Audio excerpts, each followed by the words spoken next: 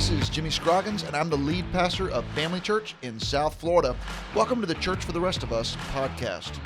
On our podcast, we're committed to giving you scalable ideas that you can use with the resources you have right now at your church. So welcome to Church for the Rest of Us.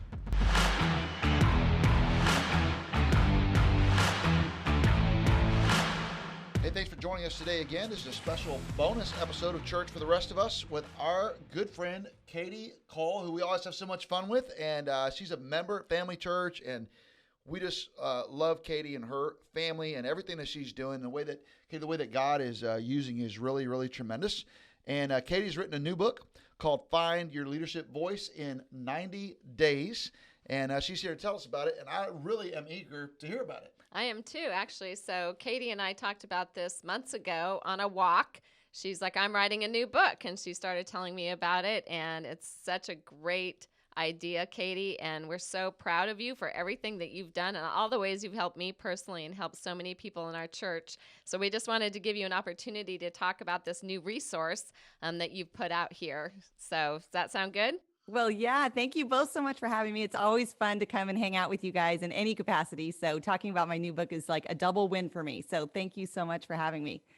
Yeah, so Kadi's been such a big help to us at Family Church because as a member, she's helped us launch a new campus. She's spoken into our staff and helped us with our team dynamic. And one of the things, Kadi, that you really are an expert on is how churches like Family Church and others that are listening to the podcast can help to elevate and accentuate women in our ministries and give them the roles and the opportunities that sometimes, especially in conservative kind of leaning churches, have not been open.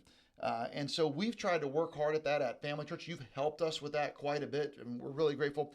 But it's not just about like women. So the hard part about it is, Kadi, is I don't think it's fair to kind of characterize you as like the women's leadership person, because I actually think you're an overall leadership person, and you've spoken into my life, you've coached me and our whole team, and so we're really, really grateful for all of that. So before we jump into the book, why don't you catch us up on kind of what you're doing? You've launched a pretty big ministry. This is your second major book, and there's a lot of resources around it. You're doing some consulting.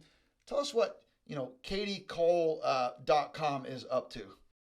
Well, thank you. Yeah, it is always a joy to work with leaders and especially church leaders. I've been doing full-time ministry for the last 20 years. And the last 5 years, I've been working a lot with multi-site churches or fast-growing churches on their leadership development systems, their campus launching strategies. And in that process, started running into this issue about females in leadership. Now, I am a female who is a leader, but I never really thought I would wave the banner around this topic, mostly because I just was a little too busy leading. It didn't really think about it. I care about it, but it didn't dawn on me how important this issue was and how it was holding our churches back from really fulfilling their mission. And as I started working with churches and working particularly with senior and pastor leaders on their growth plans or their development pipelines, we were just seeing this major fall off as women were being trained in leadership. They wouldn't stay in leadership or they wouldn't keep progressing. And like you mentioned, even in conservative churches, I think it's easy to assume that women aren't welcome at the leadership table or that they don't have a voice, when the fact is most churches welcome female leaders. They want them to have a voice. We just kind of haven't found our way in how to do that well yet. So the first book I wrote that you mentioned, Developing Female Leaders, really talks about the changes churches can make or individual leaders can make to really open up the opportunities for women, to focus more on the opportunities we have for them rather than maybe what we've done in the past, which is talk a lot about what women can't do. Because there's really, it's 99% of the leadership roles in most churches are open to women. There are some in some churches that aren't, but most people aren't called to those 1% roles either. So where are we in terms of really equipping women, helping them find their calling and their giftedness? So for the last 3 years, I've been working with churches, implementing those plans, speaking to teams, helping them change their strategies. And we've really seen some incredible movement. I'm really grateful to have been one of the people speaking out about this and trying to help churches think differently. But as I was doing that, I was coming across women who were getting new opportunities or stepping into leadership roles, or doors were being opened for them. And to be really honest, they were not enjoying the ride that much. They would Mm. take on more responsibilities and it was very stressful. They maybe hadn't had the same kind of training that the guys had had. So they were sitting at this leadership table. Usually they were the only woman there, the first woman there, or at least one of very few.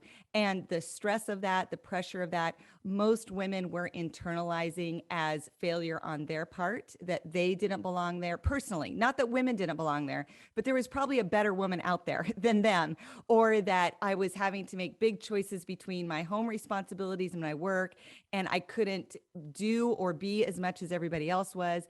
And so they were quitting their jobs or taking demotions. And for me, it was just such a shame because in my mind, I'm a strategist. I work a lot on training and development systems. That's what my master's degree is in.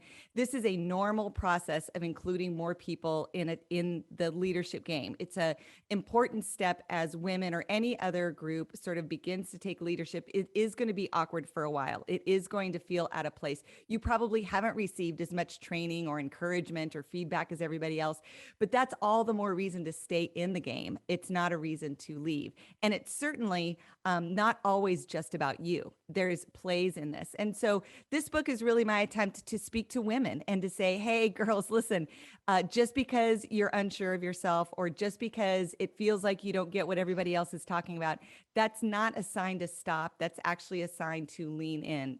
But you probably need to ask different questions. You need to ask different things from your boss. You need to remind yourself of different things. You have to play different tapes than what you've been playing. You probably need to navigate the workday differently or manage your time a little differently or think about being a mom or a wife a little differently than you have been so that you can fulfill all the parts of your calling God's given you, not just the one or two you've known for the last couple decades, but the ones you're being invited into also. So you wrote Developing Female Leaders, and then as that, you talked to churches and leaders about that. How did God kind of birth this new idea in your heart? How was that? Yeah, I think as I would, especially when I visited churches or interacted with women online, I would just get asked a lot of questions that would help me, that really let me realize that these women were struggling, that it wasn't all just like, rainbows and unicorns as they stepped into these awesome leadership roles. They were really struggling. So questions about how do I ask my boss for a different schedule at work? Or how do I show up at this retreat where I'm the only woman? How do I do that and not be self-conscious? Or the team I'm on, the guys who are all together, they've been going out to lunch together every Thursday for 2 years, and I'm never invited. I'm the only person who doesn't get to go. And somehow things get decided there that I'm not a part of. What do I do about that? I don't want to be a complainer. I don't want to be ungrateful for what I've been given, but I also want to do a good job. How do I address that without being misinterpreted, but at the same time, getting what I need to do the job I've been asked to do? Well, I appreciate all of that so much, Katie. And as a senior pastor of a very conservative church, and I'm very conservative personally, even on these issues, but you've really helped me think in a better way. I think a much more healthy way, not just for me, but a more biblical way, and really what's more healthy for our church as an organization, a total organization, as well as a more healthy way for the women that are involved in our church. And as a husband of a very gifted and talented woman, this has helped me with some certain things there, as well as I'm a father of two very gifted and talented women, and I want them to have every opportunity that God wants them to have. So this has been extremely helpful. Now, if there is a senior pastor listening and they're kind of going, whoa, what about all this? How would you say that pastors, before we get into this book, what should a lead pastor do if he says, I think there's something I need to learn here. There's a world of opportunity here that I'm missing, but I'm ready to dip my toe in this pool. How would they start that, and how could you help them? Well, yeah, I think, honestly, the book, not to just kind of shameless plug there, but Buy the book. the Developing Female Leaders book really is full of research about these topics. It's not a personal story about me. It's not really even a narrative of what I think every church should do. I'm really just trying to raise awareness about the issues that most of us are unaware of. And I would say one of my key motivators in writing that book is I was convicted at how many biases I hold against women. including myself, and how I maybe judged people in more stricter ways. I have a really distinct memory of working with some interns, some kind of college grads that were interning with our church, and I was overseeing quite a bit of the staff at that time. And I remember looking at this young male leader who was 22, and just like every good like 21, 22-year-old guy who just graduated with his Bible degree, he's all excited. He's really a little cocky. He's kind of got this big ego. He's ready to take on the world. He's got a lot of feedback for me and our senior pastor, and he's pretty sure he can preach better. He's got all these things. And I just remember looking at him and going like, he's kind of adorable. Like, I feel bad for him because I know what God has in store for him over the next 10 years. He's about to be flattened in more ways than he can imagine. But I had an affinity and a love for him because I could see what God was going to do with him. And then I had a young female leader who was also in that same group, who her immaturity of leadership looked very different. She was a little overly perfectionistic. She was kind of wound up a little bit. She was sort of a little thrown off when we weren't exactly on time or didn't have everything put together. And she came off, it was the same thing. It was leadership immaturity, but it presented totally different in her. And I was a little irritated with that. And I thought she needs to just relax. And I don't know if leadership is actually for her, right? And then I remember the Holy Spirit just saying to me, you looked exactly like this at 21. So even for someone who was this, I didn't see myself in her.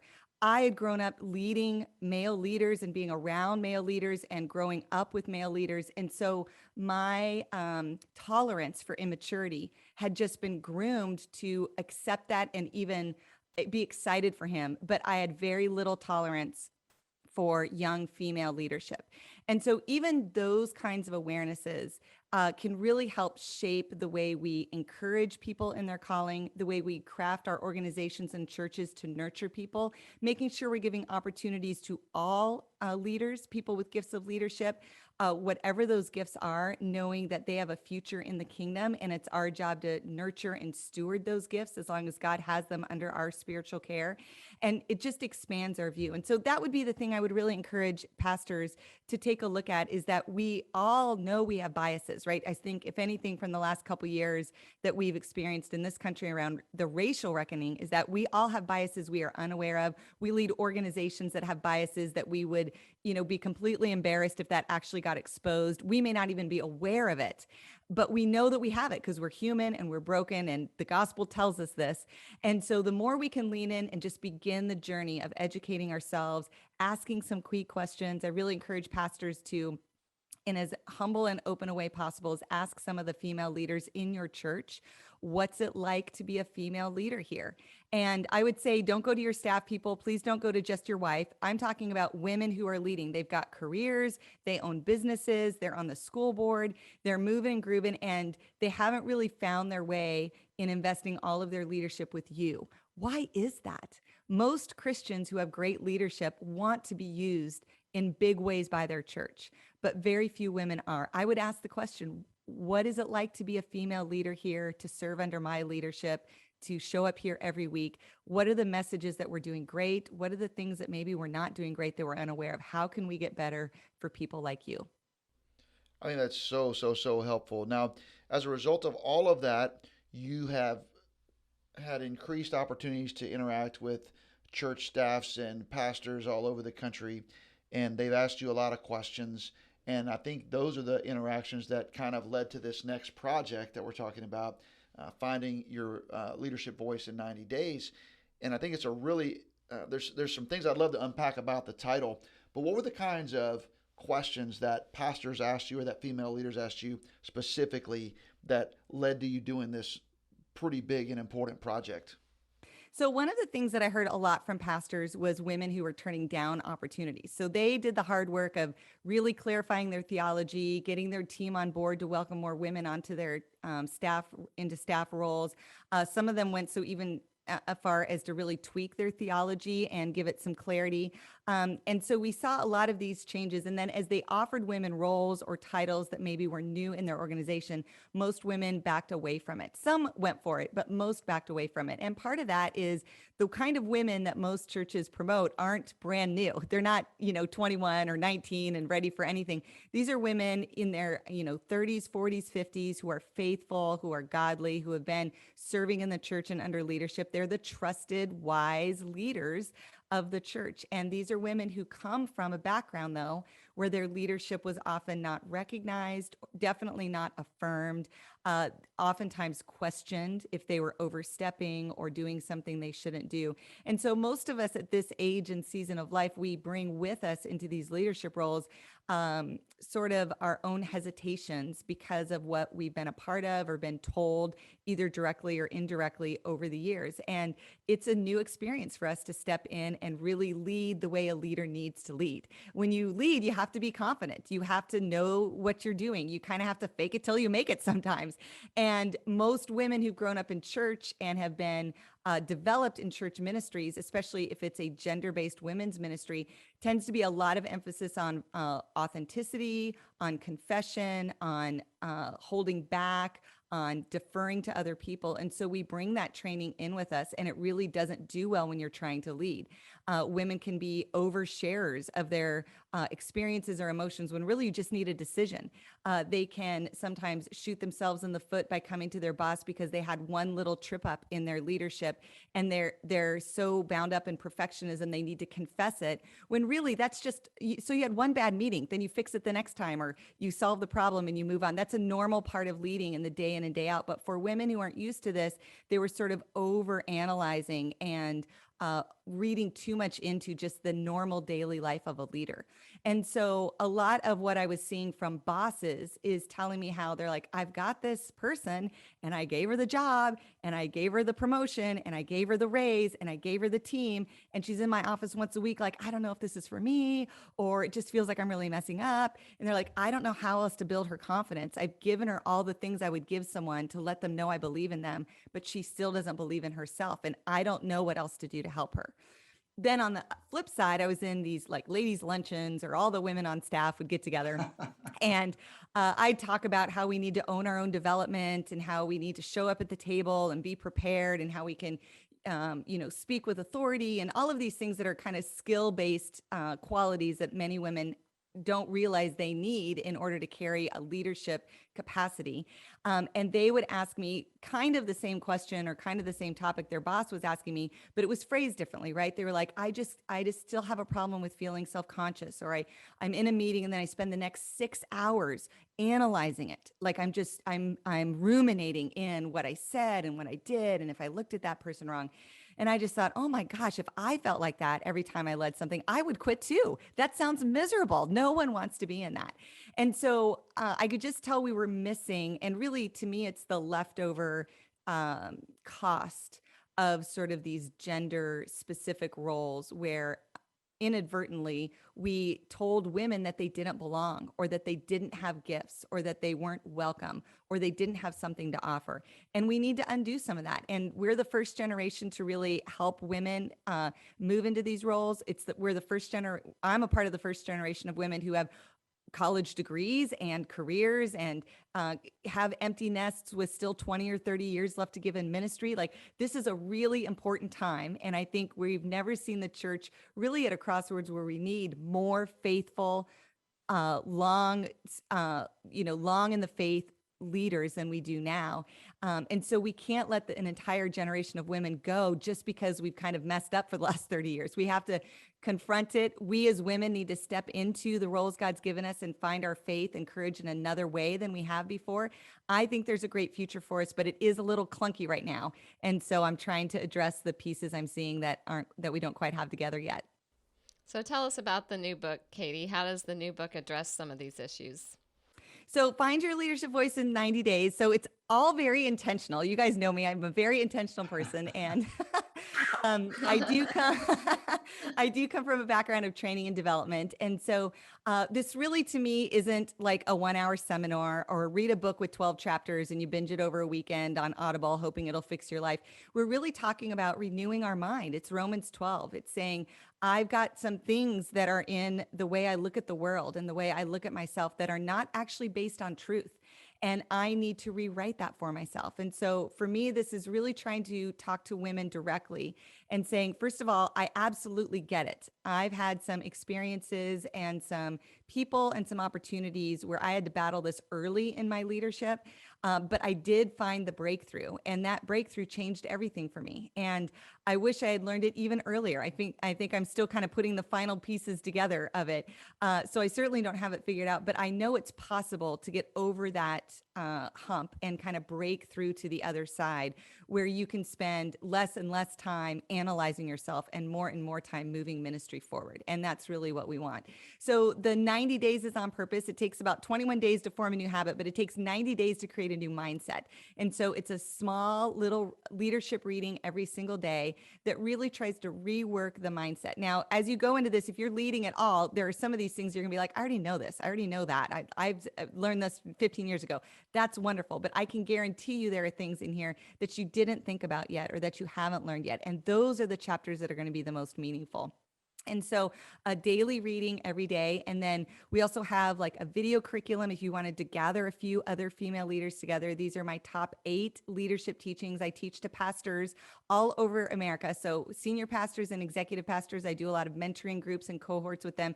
These are my leadership lessons I teach in those rooms, because many of us as women, we've grown up in a lot of skill sets in the church, but we often haven't been taught those harder leadership lessons. How do you scale a team? How do you grow a team? How do you manage your time differently? How do you do home work-life balance? How do you negotiate for yourself and for your department? These are sort of the harder skill sets of leadership that most women who have been in ministry a long time have not learned about, or maybe have been scared of doing them in a too aggressive manner that they'll be shut down by their culture. And so I spend a lot of time talking about the difference between being passive or aggressive or assertive, and trying to give a real viewpoint of what godly, healthy, assertive leadership looks like, and how as women, it is the right thing for us to step into that.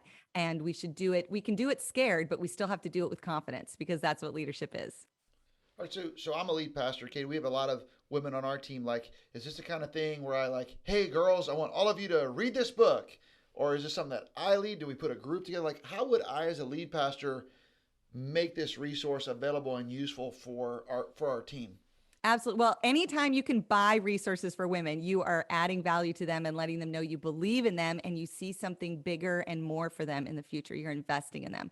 So it is designed that. It's a book, and this video curriculum is a great way to sponsor that. And there's some information on my website. We've got a little pastor bundle if you wanted to buy it and sponsor it for every person on your team. And we try to make it affordable. And easy button is what we call it, the easy button pastor bundle. So, Katie loves her easy button, by the way. I do love easy buttons. So if you're looking for a great way, even to just get the ball moving, or try to, speak into women and you're not quite sure what to do, this is a really great way to get started. And then I think some of the practices I talk about in the book, and things, Pastor Jimmy, I feel like you've really done a great job at, especially the last few years, are doing things like making sure you're celebrating the female leaders on your team, making that a part of it, making sure that you're preaching about the women of the Bible, not just sticking to the guys that we all know and love so much, but making sure you're having a good mix of men and women from the Bible that we learn positive lessons from. There's more than just moms and prostitutes in the Bible. It was amazing to me when I first learned that. I read through the Bible for, in a year when I was in college, and I was like, there's so many women in here. I had no idea. Yeah. So those are the kind of practices you can really do. And then for your female staff, and I would really encourage you to, for your volunteer leaders, because most of your future staff people are volunteers right now. And if you can help women find each other, women leaders find each other and really build into their leadership that helps them at work and in ministry, you're going to really see a continual harvest of that effort, I believe, for years to come. Yeah, I'm so grateful for that, because you kind of pushed me in that direction. Say, hey, why don't you just, when you're preaching these texts, why don't you make a bigger deal out of the women that are in the text instead of kind of like just glossing over them or going by them? And it's amazing, because so just a few weeks ago, we've been preaching through the book of Acts chapter 16, 17, 18. There's all these women that are listed in there, some of them are prominently listed, but some of them are just kind of, there's a little descriptor. And so when I was preaching through that, I just did like a little 3-minute thing. I said, hey, just as an aside, let me just make sure that everybody sees this, because you got, Lydia, and then you got this, and I was pointing them all out. I said, they're all right here in these couple chapters, and it's easy. In a couple of places, it even talks about in Paul's ministry when he went to these different cities, all of these women became Christians. And it points it out multiple times in just a few chapters. Well, I just did this 3-minute talk about it. I probably had 5 women after church go, oh my gosh, that was awesome. Thank you for pointing this out. I don't know that I've ever heard a preacher point that out before. And I was like, wow, what a crummy job we've been doing, because it's right there. It's not only in the text, it's actually a feature of this section of Scripture. And so I really appreciate you pushing us on that. And Kadi, one more thing. So you do all of these different resources. Are you still doing consulting with churches if they wanted to work with you in that capacity? I am, yes. So if you're trying to move the needle on this topic, definitely reach out to me. I do a variety of ways we can do that. So I can Zoom into your staff meeting. I can meet with your executive team. I can come on site. All of those are great options, depending on what fits your culture and where you're at with the topic. And then you also do some life planning and that kind of thing. That's another thing that a lot of leaders have benefited from. And you've even helped some members of my own personal family with that. It's been tremendously helpful. So could you talk just a little bit about that before we sign off here? Sure. That's part of my coaching practice.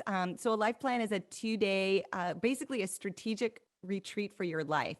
And so what I really love about life planning is it looks at your life holistically. We look at every part, your ministry calling, your family, your own personal health, your own spiritual life, your extended family, the role you play in the community, and pull all of those together so that you're not compartmentalizing your life where you're succeeding in one area but struggling in another. It really looks at our calling in that way. And so I love that. It's my favorite thing that I do. And a lot of my coaching clients start off with a life plan, and then we do ongoing coaching, kind of following up, making sure we're implementing that plan correctly and really living fully that abundant life that God has for us. I think so many times it feels like we have to trade off so many things, but God has a great order for us. He loves to sort of breathe life into us and give us vision, but also vision that we can live out and enjoy our daily life with Him.